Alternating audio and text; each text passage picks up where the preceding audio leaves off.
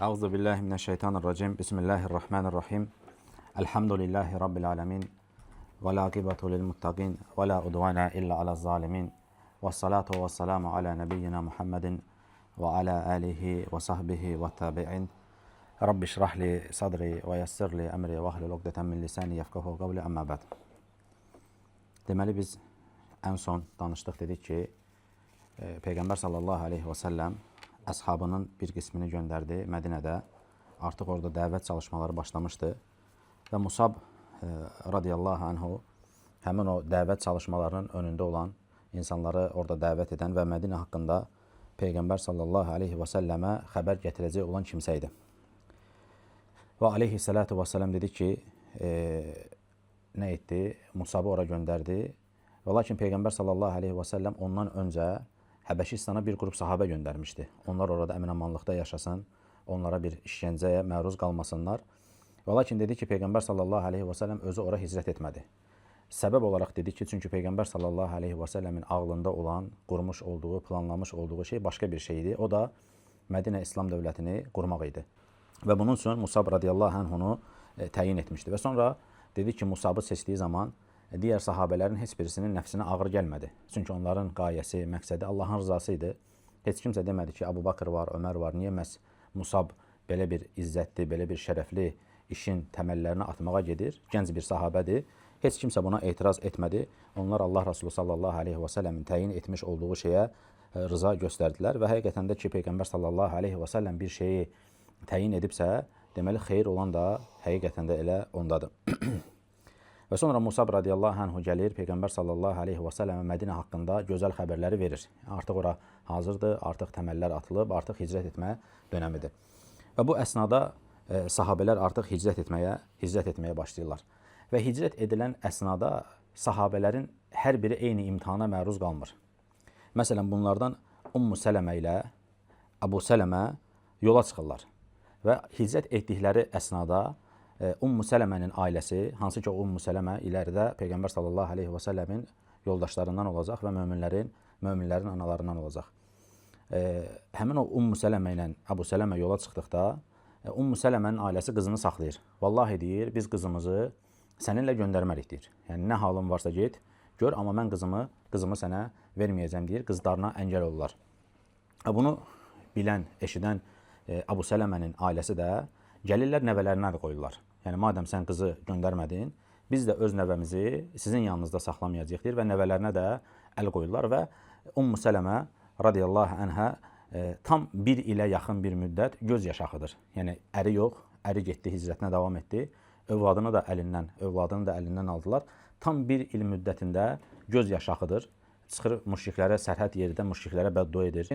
Müşriklər uşağı vermirlər. Ta ki, bir nəfər çıxıb öz içlərindən Allahdan qorxun, bu qadının övladını əlindən aldınız, bir ana ilə balanın arasına girdiniz, xatırlatmasını etdikdən sonra artıq nə edirlər? Onlar da qərara gəlirlər ki, bu qadının uşağını versinlər və sonra onlar da tam bir il sonra hicrətlərinə davam edirlər və ailəyə qovuşurlar. Burada elm əhli deyir ki, diqqət edin, əgər bir insan bir yola çıxıbsa, Allah və Rasulunun əmridirsə, hətta o yerdə insanın ailəsi paramparça düşə bilər. Necə ki, bu qissədə oldu. Ər başqa bir yerə getdi, geri qalmadı. Çünki əmr gəlibsə, sən yoluna davam edirsən və geri baxmırsan. Və qadın ayrı bir yerə düşdü, uşaq da ayrı bir yerə düşdü. Fəqət onların Allah və Rasulunun əmrinə icabət etməkdən geri saxlamadı. Deməli, hicrət yolunda insanın ailəsindən uzaq düşməsi də mümkündür. Bu hadisədə olduğu kimi, fəqət sonra onları Allah Azza və Cəllə xeyir üzərində bir araya gətirir. Və sonra deyir ki, müşriklərdən birisi Osman bin Əbu Talha adlı bir şəxs mənə yaxınlaşdı. Dedi ki, ey qadın, tək başına hara gedirsən? Yəni, artıq qadın tək başına yola çıxıb. Mən dedim ki, mən başıma belə bir hadisə gəlib, mən ərimin yanına gedirəm.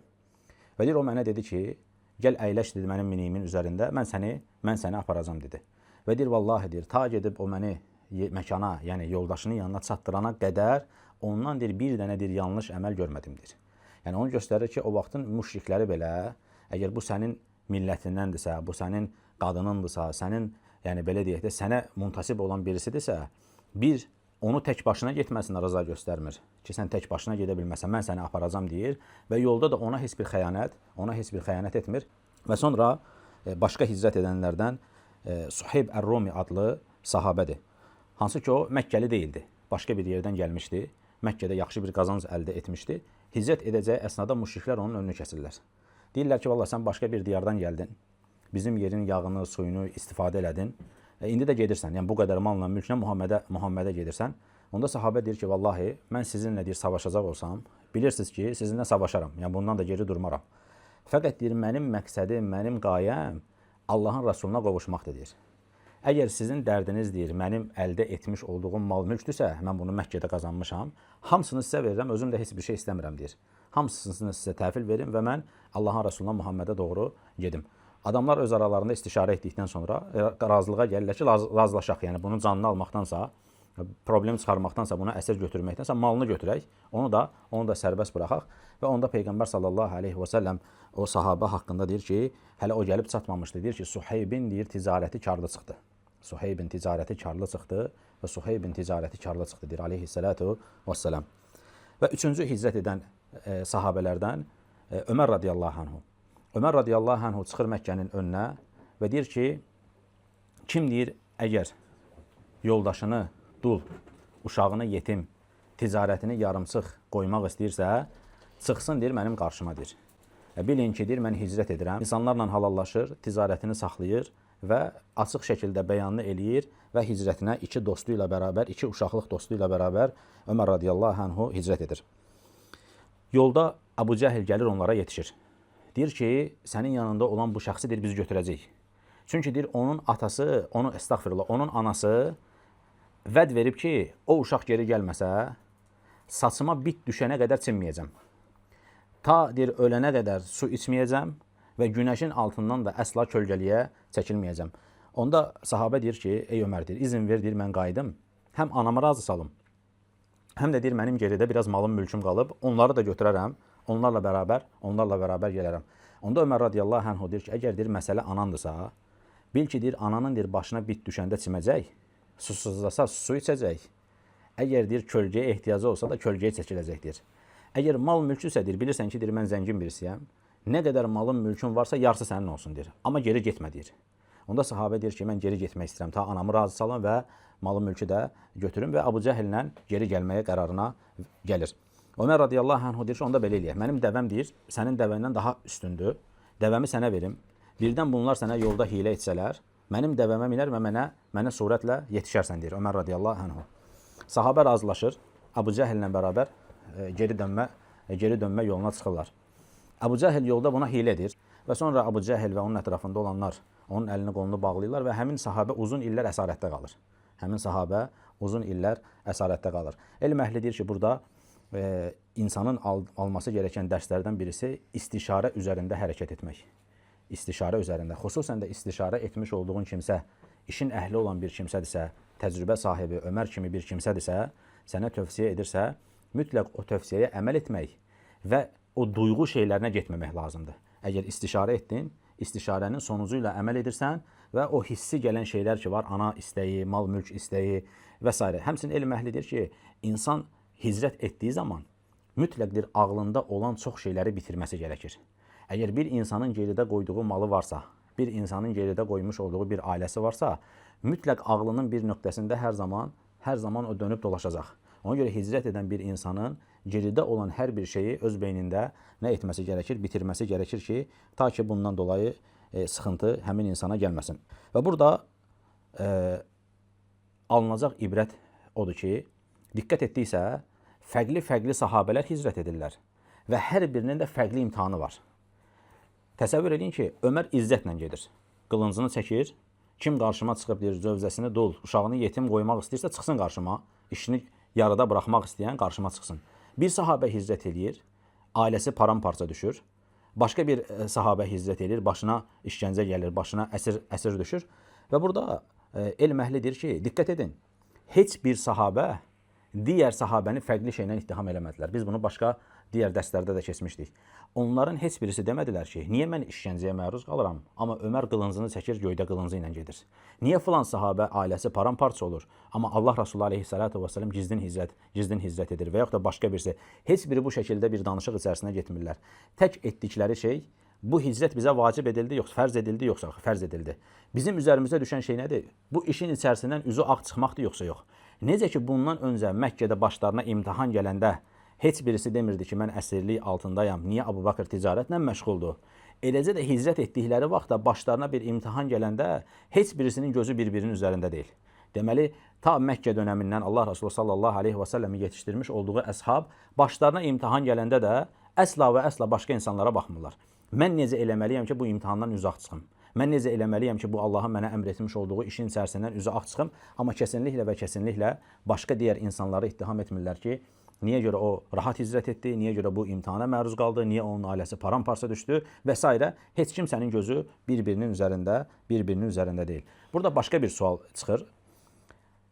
Peyğəmbər sallallahu aleyhi və səlləm hamımız bilirik ki, Ömər radiyallahu anhu ondan daha izzətli deyildi, düzdür? Amma Ömər izzət göstərə-göstərə gedir, qılıncını çəkir, yəni bu şəkildə gedir. Peyğəmbər sallallahu aleyhi və səlləm gizli hicrət edir. Yəni, nədən dolayıdır bu? Kimsə bunun bir hikmətini, bir səbəbini açıqlaya bilər. Yəni, nə səbəblə? Yəni, Ömər daha mı izzətli idi? Deyil. Yəni, kimsə bunu Peyğəmbər sallallahu aleyhi və səlləmə nisbətdə deyə bilməz. Nə ola bilər bunun səbəbi? Elm əhli deyir ki, o istədiyi zaman izzət göstərər. O izzətdən dolayı onun başına bir iş gələr. O onun şəxsinə aid olan bir şeydir. Amma Allah Rasulü öndər olduğuna görə, öndər olan bir insan arxasınca gələn insanlar olacaqlar. Onlar Öməri özlərinə nümunə almayacaqlar. Onlar Rasulullahı özlərinə nümunə alacaqlarına görə Rasulullah sallallahu aleyhi və səlləm tək özünü yox, arxadan gəlinləri düşünmək zorundadır. Yəni, deməli, öncə olan bir insan hər zaman fərd olan bir insanın göstərdiyi izzəti göstərə bilməz. Öncüsənsə, mütləq, çünki sən bir yerdə izzət göstərərsən, arxadan gələnlər o izzəti göstərə bilmədikləri zaman bir, özlərini pis hiss eləyərlər. Yəni, o göstərdi, biz göstərə bilmədik. O meydan oxudu, biz meydan oxuya bilmədik. Bir, onlar bu durumdan. İki, Allah hər kəsə fərqli bir fitrətlə yaradıb. Geridən gələn insanlar eyni dərəcədə deyirlər, fərqli-fərqli insanlar olduğuna görə və Allah Resulü sallallahu aleyhi və səlləm, hansı ki, o da qadir idi. Yanında Ömər var, yanında Həmzə var, yanında başqa sahabə var. Alardı Öməri sağına, Əbu Bakırın soluna və s. Çıxardı meydan oxuya-oxuya, o da gedə bilərdi, düzdür? Etməməsinin səbəbi, gizli getməsinin səbəbi oydu ki, geridə gələn insanlar nə edəcəklər? Rasulullah sallallahu aleyhi və səlləm özlərinə nümunə olacaqlar və ümumi insanların məsləhəsi hər zaman insanın şəxsi məsləhəsindən öncədir. İnsan izzət göstərmək istəyə bilər, fəqət geridən gələnləri düşünmək zorundadır deyə bilərik. Əbu Cəhil, müşriklər yığışırlar bir araya. Deyirlər ki, bizim Muhammeddən bir şəkildə yenə qurtulmağımız lazımdır. Ya Muhammədi bilirlər, artıq hicrətin başladığını bilirlər. Ya Muhammed getdiyi zaman ona icazə verəcək getsin və yaxud da ona icazə verməyəcək getsin. Onun başına bəzi işgəncələr gətirəcək və yaxud da üçüncü bir yol, onu öldürəcək. Bir adam çıxır, deyir ki, vallahi deyir, getməsi bizə uyğun deyil. Çünki siz, deyir, Muhammədi məgər bilmirsiniz. Getsə, deyir, o bizim üzərimizə fərqli şəkildə gələcək, deyir. Yəni, Muhammed hara gedirsə, mütləq getmiş olduğu yerdə insanlara təsir edir, onları ətrafına toplayır və o bizim üzərimizə fərqli şəkildə gələcək. Getməsini əngəlləmək zaten buradadır, edə biləcək bir şey yoxdur. Yəni, zaten bu qədər işgəncə olub, zaten bu qədər sıxıntıya məruz qalıblar, yenə də dəyişən bir şey yoxdur. Onda Əbu Cəhil deyir ki, mənim deyir, bir təklifim var. Gəlin, deyir, bütün qəbilədən insanlar toplayaq və o qəbilədə insanların gənclərini bizə versinlər. Hər qəbilədən bir insan Muhammədi öldürmündə iştirak eləsin. Yəni, hamı birdən Muhammədin evinə saldırsın və Muhammed oradan çıxdıqda hamı öldürsün. Bu zaman, deyir, yəni, Məkkəli ərəblər bu qədər insana, bu qədər qəbiləyə düşmənçilik eləyə bilməyəcəklər və çox ucuz, deyir, qan bahası ilə razılaşacaqlar. Yəni, bu qədər qəbilə var, bir nəfər öldürməyib ki, sən onunla savaşasan, necə hər kəsi önünə alacaqsan, edə bilməyəcəklər. Onda deyirlər ki, vallahi bu çox düzgün bir qərardır. Ediləcək tək şey, fərqli-fərqli qəbilələrdən insanlar toplayıb Muhammedi öldürməkdir. Ən doğru qərar da budur, deyirlər öz aralarında. Və gəlirlər Peyğəmbər sallallahu aleyhi və səlləmin evinin ətrafını toplayır. Həmçinin Ənfal surəsində olan bir ayə var. Allah azza və cəllə deyir ki, bir zamanlar kafirlər səni həbs etmək, öldürmək və ya Məkkədən çıxarmaq üçün sənə qarşı hilə qurdular, deyir Allah azza və cəllə. Onlar hilə işlətdilər, Allah da hilə işlətdi. Allah hilə işlədənlərin ən xeyirlisidir, deyir Allah azza və cəllə. Peyğəmbər sallallahu aleyhi və səlləm gələcək. Əli radiyallahu anhunu Peyğəmbər sallallahu aleyhi və səlləm öz yerinə təyin edir. Deyir ki, onlar gələcəklər, sənin, deyir, burada qalmağının səbəbi, məqsədi, onlar gələcəklər, gəldikləri zaman, deyir, Məkkəli müşriklərin Peyğəmbər sallallahu aleyhi və səlləmdə əmanətləri var idi. O dönəmdə insanlar nə edirdilər?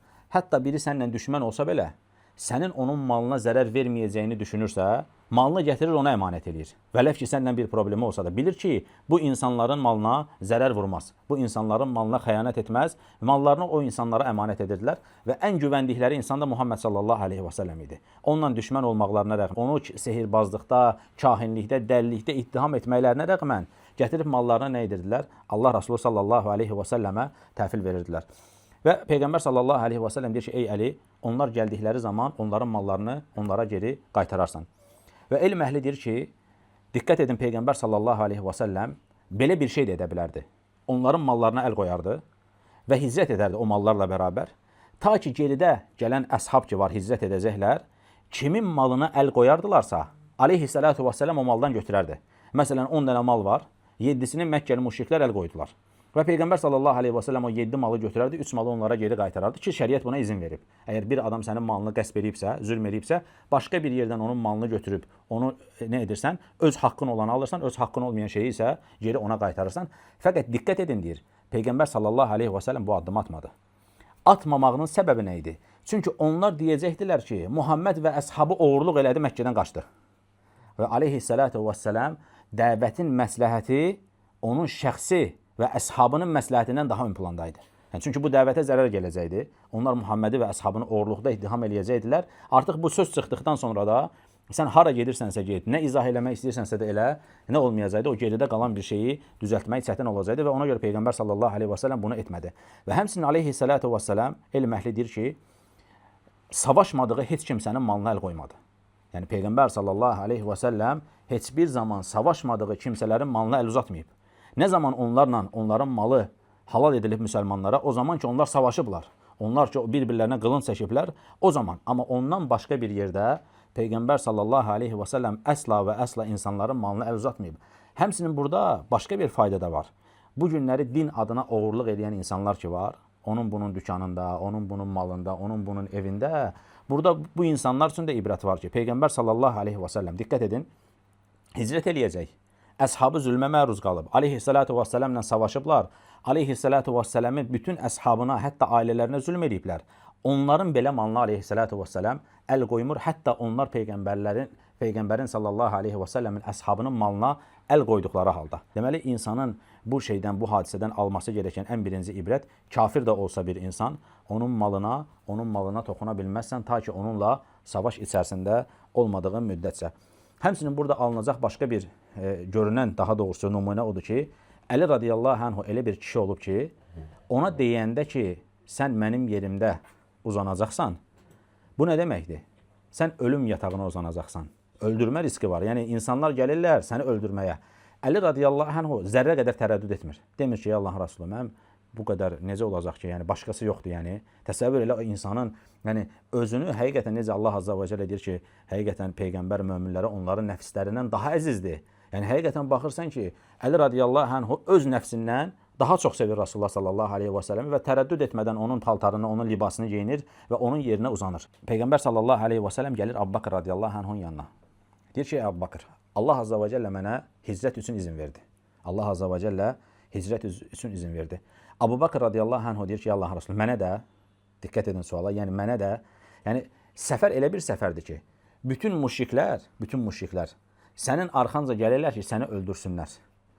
Əbu Bakr radiyallahu anhuya Peyğəmbər sallallahu aleyhi və səlləm deyəndə ki, sənə də izin verildi, sevindiyindən ağlamağa başlayır. Yəni, sən təsəvvür edirsən, insan ölümə gedir, ölüm riski var.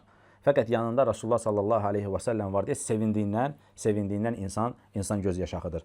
Və onda Peyğəmbər sallallahu aleyhi və səlləmə deyir ki, ey Allahın Rasulü, deyir, sən mənə deməmişdin, amma mən deyir, 2 dənə dəvə hicrət üçün artıq hazırlamışdım deyir.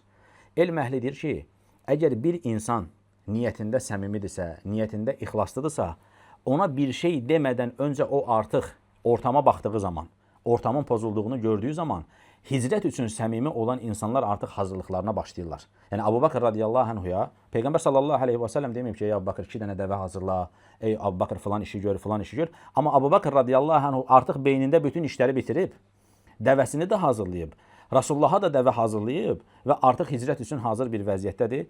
Və Peyğəmbər sallallahu aleyhi və səlləm o xəbəri ona verdikdə Əbu Bakr radiyallahu anhu deyir ki, mən artıq 2 dəvəni hazır etmişəm ey Allah Rasulü və bərabər bir şəkildə nə edirlər? Hicrət yoluna çıxırlar. Və Peyğəmbər sallallahu aleyhi və səlləm evindən çıxdıqda artıq müşriklər Allah Resulü aleyhissalatu vesselamın evinin ətrafını bürüyüblər. Ta ki o çıxdıqda aleyhissalatu vesselamı öldürsünlər. Müşriklərdə belə bir şey var idi və indi irəlidə bir məsələ də gələcək, orada da bunu görəcəyik. Onlar heç bir zaman evin içərisində qadın olduğunu ehtimal etdiyi yerlərə hücum etmirdilər. O müşriklər evin içərisində əgər qadın varsa, o evin içərisinə hücum etmirdilər. Və öz aralarında deyirdilər ki, əsla biz insanlara dedizdirmərik ki, filan kəslər, ərəblər, hansısa bir kişinin ailəsini qorxutdular. Bu şeyi özlərində qəbul etmirdilər. Və o səbəblə heç bir evə hücum etmirdilər. Hətta Rasulullah sallallahu aleyhi və səlləm düşmənləri olmağına rəğmən dirək onun evinə hücum etmirlər. Və Peyğəmbər sallallahu aleyhi və səlləm oradan çıxanda artıq görür ki, evin ətrafı bürünüb. Və Yasin surəsi 9-cu ayədə وَجَعَلْنَا مِنْ بَيْنَ أَيْدِيهِمْ سَدًّا وَمِنْ خَلْفِهِمْ سَدًّا فَأَغْشَيْنَاهُمْ فَهُمْ لَا يُبْصِرُونَ ayəsini aleyhissalatu vesselam əlinə bir qum alır və onlara tərəf atır. Allah azza və cəllə onların gözünü kör edir və onlar yollarına davam edirlər. Və bu zaman adamlardan biri gəlir, deyir ki, burada niyə gözləyirsiniz, deyir. Deyir, valla Muhammədi gözləyirik. Deyir, Muhammed indi sizin gözünüzün önündən çıxdı getdi, deyir. Adamlar inanmırlar, yəni bu qədər insan var, mümkün olacaq bir şey deyil. Və girirlər Allah Resulü sallallahu aleyhi və səlləm evinə və görürlər ki, yatağındadır. Və başlayırlar döyməyə. Döydükləri də Əli radiyallahu anh olur. Və Əli radiyallahu anh onu orada xeyli döyürlər və soruşurlar ki, artıq üzü açıldıqdan sonra hardadır Muhammed? O deyir ki, mən bilmirəm, mənim bundan bir şeyim yoxdur, xəbərim yoxdur. Gedirlər həmən dostu olan Abu Bakrın yanına. Gəlirlər evə, qapını döyürlər, Əsma radiyallahu anhə çıxır. Deyirlər ki, hanı sənin atan? Abu Bakrı soruşurlar. Çünki artıq Muhammed yoxdursa, deməli Abu Bakr da yoxdur, onların beynindədir. Yəni Muhammed bərabərdir Abu Bakr. Ağıllarında odur deyir, dirək onun evinə gedirlər. Əsma radiyallahu anhə deyir ki, mən bilmirəm, deyir, onlar hardadılar. Onda Əbu Cəhil Əsmaya şillə vurur. Əbu Cəhil şillə vuranda yanındakılar deyirlər ki, sən böyük bir xəta etdin, deyir. Necə ki, deyir, ərəblər bunu bilsələr ki, sən bir qadına şillə vurub, onun evinə hücum edib, onu qorxutmusan, vallahi deyir, biz onların dillərindən qurtula bilmərik. Yəni, ərəb örfündə deməli, bu çox böyük bir yanlışdır. Biz deyir, qadınları deyir, qorxutmamaq üçün onların evlərinə hücum etməzdik, deyir. Qadınları qorxutmamaq üçün. Sən hələ bir adamın evinə gəlib qorxudacaqsan və qadına da şillə vuracaqsan, onda Əbu Cəhil Əsmanı buraxır və öz işlərinə, öz yollarına davam edirlər. Və Peyğəmbər sallallahu aleyhi və səlləm artıq hicrət yolundadır. Və bu əsnada, hansı ki, hicrətə daha doğrusu çıxmamışdan öncə, Peyğəmbər sallallahu aleyhi və səlləm Abu Bakrla danışdığında bir plan qururlar. Plan nə olur? Deyirlər ki, Abu Bakrın oğlu Abdullah 9-10 yaşlarında. O nə edəcəkdi? Onun işi Peyğəmbər sallallahu aleyhi və səlləmə xəbər getirmək olacaqdı. Yəni Məkkədə nə danışılır, nə baş verir, nə məsələlər var, onu Allah Rasuluna xəbər verəcək. Əsma nə edəcək? Əsma radiyallahu anhə onlar üçün yemək daşıyacaq, onlara yemək gətirəcək. Amr adlı birisi var, Abu Bakr radiyallahu anhın çobanıdır. O da nə edəcək? O da Əsma ilə Abdullahın gəlmiş olduğu yerlərin ayaq izlərini təmizləyəcək. Yəni plana baxın, Peyğəmbər sallallahu aleyhi və səlləm həm yemək işini həll edib, həm istihbarat işini həll edib və bir də onların arxasınca onların izini siləcək, təmizləyəcək insanları təyin edib. Burada əslində bir fayda var, ora gələcək. Yəni Allah Resulü sallallahu aleyhi və səlləm Allahın Resulü olmağına rəğmən, göydən vəhiy alaraq hicrətə çıxmağına rəğmən heç bir səbəbi aksatmır. Yəni bəzi insanlar var, deyirlər Allaha təvəkkül edirəm, nə olar? Olar, elə deyil. Bax, Muhammed sallallahu aleyhi və səlləm hicrət üçün adının Muhammed olduğunu bildiyi kimi bilir ki, gedib Mədinəyə çatacaq. Allahın vədi var, düzdür, rahat bir şəkildədir. Hətta müşriklər indi gələcək qissədə mağarada olanda Abu Bakr radiyallahu anh ilə arasında olan qissə. Buna rəğmən Peyğəmbər sallallahu aleyhi və səlləm heç bir səbəbi buraxmır. Yəni yemək gətirəni həll edib, istihbarat xəbərlərini həll edib, bir də onların ayaq izlərini də təmizlədir.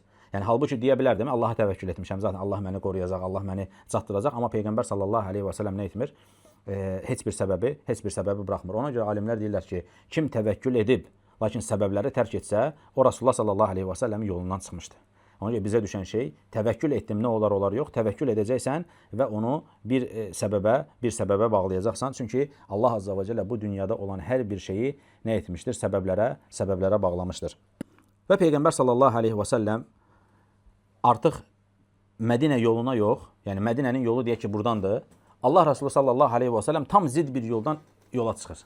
Abu Bakr radiyallahu anh ilə bərabər tam zid bir yoldan səfərə çıxır. Sanki Mədinə buradadır və Peyğəmbər sallallahu aleyhi və səlləm belə gedib bu şəkildə ora varacaq. Bu da Allah Resulü aleyhissalatu və səlləmin düşünmüş olduğu onlara qarşı bir məsələ idi. Və Peyğəmbər sallallahu aleyhi və səlləm yolda olarkən müşriklərdən birisi, hansı ki Məkkəlilər artıq deyiblər ki, Muhammed qaçdı. Və Məkkəlilər deyirlər ki, kim bizə Muhammədi gətirsə və onun yanında olan dostunu gətirsə, istər dirisi, istər ölüsü, hər adam başına 100 dəvə verəcək deyir. Hər adam başına 100 dəvə verəcək. 100 dəvə bugün onu bir məbləğə çevirdiyin zaman 5 kiloya yaxın bir qızıl eləyir. Yəni o günün şərtlərində 5 kilo qızıl, yəni bugünün şərtləri ilə ölçmür. O günün şərtləri ilə 5 kilo qızıl, hansı ki 80 qram qızıla çatan bir insan artıq zəngin hesab edilirdi. O günün şərtlərində bir adam üçün 5 kiloya yaxın qızıl vəd verirlər. 100 dəvə adam başına deyir verəcək. Və müşriklərdən biri yolda görür ki, 2 nəfər insan, hansı ki o insanların ayaq izlərindən bilir ki, kim hara gedir. Və bu şəkildə deyir ki, düşünmədim ki, deyir. Çünki artıq biz belə bir qərara gəlmişik ki, Muhammedlə Əbu Bakır getdi. Çünki Allah Resulü sallallahu aleyhi və səlləm 3 gecə bir yerdə qalır. Yəni, ta ki insanlarda elə bir düşüncə oluşsun ki, Əbu Bakır və Ömər artıq getdi. Və o düşüncə də oluşmuşdur deyir bizdə. Yəni, bilirdik ki, artıq Muhammed və Əbu Bakır yoxdur. Tam o əsnada getdiyi zaman deyir, mən gördüm 2 şəxsi. Və deyir, düşündüm ki, mümkün deyil. Onlar artıq burada yoxdurlar. Lakin deyir, yenə də o hansı ki 100 dəvə məsələsi var. Yenə dedim ki, bunu itirməyim, ehtimal da ola bilər, gedim arxalarınca və getdim. Və bu səfər deyir, ehtiyat etdim deyir. Onların bir oxu var idi, öncəki dərslərdə keçmişdik. Onlar çıxardırdılar oxlarını. Bir şey edirdilər, yəni şans yoxlamaq kimi, doğrudur, uğurludur, yoxsa uğursuzdur. Deyir, çıxartdım, gördüm uğursuzdur. Yəni o işin arxasınca getmək uğursuzdur. Amma deyir, yenə də nəfsimə yenik düşdüm, getdim deyir. Çünki işin uzunda, yəni 5 kilo qızıl olduğu zaman adam başına, yəni öz dininə belə qarşı adam, öz dininə qarşı belə adam çıxır, inanmış olduğu dininə qarşı. Və yolda gedə-gedə deyir, qorxdum deyir. İçimə bir qorxu gəldi, bir də deyir çıxartdım, uğurlu olub uğursuz olacağına. Yenə deyir uğursuz çıxdı, amma deyir yenə yola davam etdim deyir.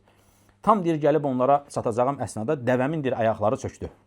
Yəni artıq deyir mən gəlmişəm onlara, artıq bilirəm deyir onlar Əbu Bakır və Ömərdir. Daha doğrusu Peyğəmbər sallallahu aleyhi və səlləm və Əbu Bakırdır. Dəvəm deyir yerə çökdükdə qorxdum ki, biraz daha irəli gedərəm. Başıma böyük bir müsibət gələr. Çünki bilirəm, onların inancı oydu ki, əgər sənə uğursuz bir şey çıxıbsa, o işin arxasınca getsən başına müsibət gələcək. Buna inanırlar. Və mən deyir, yenə nəfsimə yenik düşdüm. Onlara doğru getdim. Artıq deyir, gördüm ki, dəvə getmir, dəvə qalxmır, dəvə getmir. Mən anladım ki, bu işin içərisində fərqli bir şey var. Və deyir, artıq deyir, Muhammedin oxuduğu Quran mənə eşidilirdi. Yəni Allah Resulü sallallahu aleyhi və səlləm yolda gedərkən Quran oxuya gedir. Əbu Bakır radiyallahu anh deyir ki, Allah Resulü, arxamızca yetişdi. Yəni bir nəfər gəlib Peyğəmbər sallallahu aleyhi və səlləm deyir, narahat olma, qoy gəlsin, yetişsin deyir. Allah Resulü aleyhissalatu və səlləm Quran oxuya yoluna davam edir. Onda gəlir həmin adam yetişir, deyir ki, səndən deyir bir şey istəyəcəm deyir. Peyğəmbər sallallahu aleyhi və səlləmə deyir. Daha doğrusu aleyhissalatu və səlləmə deyir ki, mən sizə yetişdim ki, sizi götürüm onlara, sizə zərər yetirim, onlara təhvil verin. Fəqət deyir, içimdə bir qorxu var. Yəni bir şeylərin yanlış getdiyini düşünürəm. Və sənin deyir, oxumuş olduğun kəlam mənə təsir edir deyir. Yəni o Quran ayələrini eşidib ondan təsirlənib, 2 heyvanın başına bir iş gəlməsi onu təsirləndirib. Aleyhissalatu və səlləm deyir ki, artıq sən bizim önümüzdəsən. Yəni 2 nəfərdir, bu da təkdir. Biz səni deyir, buraxacağıq. Geri dön, amma səndən bir dənə istəyimiz var. Bizim haqqımızda insanlara məlumat vermə. Yəni buradadılar, yol gedirlər və s. O da deyir ki, eləyərəm, amma bir dənə şərtim var. Diqqət edin şərtə, deyir ki, sən deyir, mənə deyir, yazılı bir bəyan ver ki, sənin əlinə güc düşdükdə mənə heç nə eləməyəcəksən deyir. Təsəvvür edirsən, yəni 2 nəfərdilər. Əllərində heç bir güc yoxdur.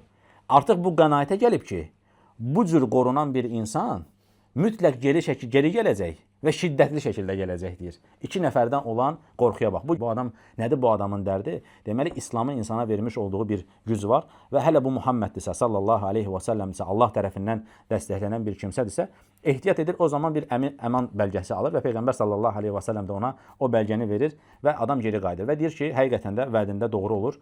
Gəlir deyir ki, mən yolda heç kimsəyə rastlamadım, heç bir iz yoxdur, rahat ola bilərsiniz, onlar artıq çıxıb gediblər. Və həmin o mağarada olduğu zaman Peyğəmbər sallallahu aleyhi və səlləm və Əbu Bakır radiyallahu anhu belə bir hadisə yaşanır. Əbu Bakır radiyallahu anhu deyir ki, Allahın Resulü, vallahi deyir, mən deyir, onların artıq deyir, aşağıdan baxdığım zaman, onlar deyir, başlarını aşağı indirsəydilər, bizi görəcəkdilər deyir. Peyğəmbər sallallahu aleyhi və səlləm deyir ki, sən üçüncüsü Allah olan 2 şəxs haqqında nə düşünürsən deyir. Yəni, bizim üçüncümüz Allahdır. Həmin o 2 şəxs haqqında nə düşünürsən deyir. Onda həmin o ayə ki var, Lə təhsən innəlləhə mə'ənə, üzülmə, Allah bizimlə bərabərdir. Peyğəmbər sallallahu aleyhi və səlləm necə bir rahatçılıqdadırsa, təsəvvür elə, bütün arxasınca bir ordu gəlir. Aleyhissalatu və səlləm Allahdan gələn bir ilahi güclə Peyğəmbər sallallahu aleyhi və səlləm deyir ki, üzülmə, Allah bizimlə bərabərdir. İki nəfərin o üçüncüsü Allah olan haqqında nədir sənin düşüncən? Yəni, bu ancaq ilahi bir vəhiy alan bir insana rahatçılıq ola bilər. Yəni, ilahi bir vəhiy almayan insan, o mağarın içərisində ətrafda insanlar o mağarı bürüyüblər. Sənin qəlbinin titrəməməsi, sənin qorxmaman, sənin qorxma, Allah bizimlə bərabərdir deməyin üçün mütləq göydən sənə bir vəhiy gəlməkdir ki, qorxma. Necə Musa aleyhisselam Fironla danışığa gedəndə Allah azza və cəllə qorxma, mən sizinlə bərabərəm dedi Allah azza və cəllə. Deməli, Allahın yardımını bilmək, Allah azza və cəllənin qorumasını bilmək insana nə edir? İnsana güc verir. Deməli, bütün bu danışdıqlarımızın sonucu, xülasəsi insanın hicrət edərkən və yaxud da Allah yolunda bir əmələ qalxarkən ən çox ehtiyacı olan şey Allah azza və cəlləyə təvəkkül etməkdir. Allaha təvəkkül edən insan, Allaha güvənən insan, Allaha arxayın olan bir insan yolun çətinliklərində büdrəmir. Çünki onun güvənmiş olduğu, onun arxayın olmuş olduğu aləmlərin Rəbbi olan Allahdır. Bu güvəncəni biz Peyğəmbər sallallahu aleyhi və səlləmdə görürük və həmsinin onun əshabında görürük Allaha olan güvənclərini, Allaha olan təvəkküllərini. Deməli, bir insanın hicrət etdiyi zaman, çünki sən hicrət deyildiyi zaman, hicrətin nə olduğunu tövsiyə edirəm ki, evə getdiyiniz zaman bir gözdən keçirdin. Yəni, hicrət nədir?